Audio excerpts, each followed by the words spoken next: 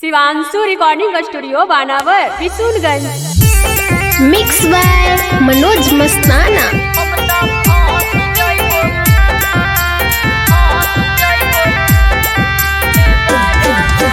Music by Aryan Abhishek.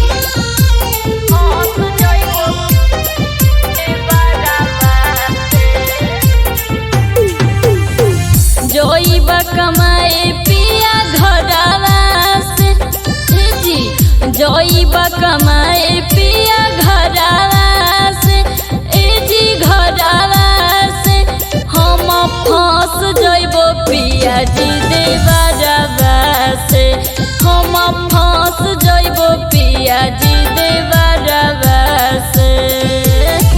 डर नहीं लागो तोहरा मारवा से डर नहीं लागो तोहरा मारवा से जी मारवा से हम फंस जइबो पिया जी देवरवा से हम तो फंस जइबो पिया जी देवरवा से।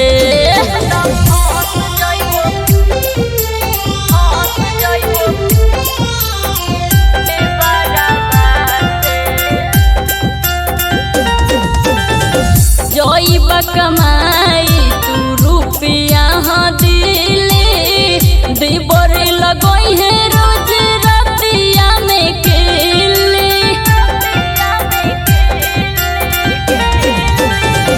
जोइबा कमाई तू रुपया दिले देवर लगोई है रोज रतिया में केले। देखबो न तोहरा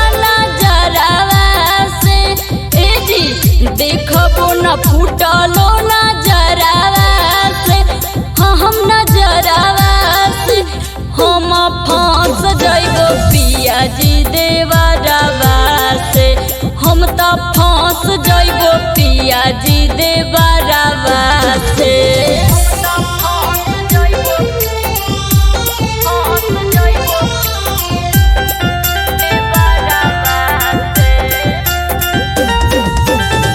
करब तू शादी माजा मार तो रोहितवा साइज बढ़त पिया सुनिए कवितवा।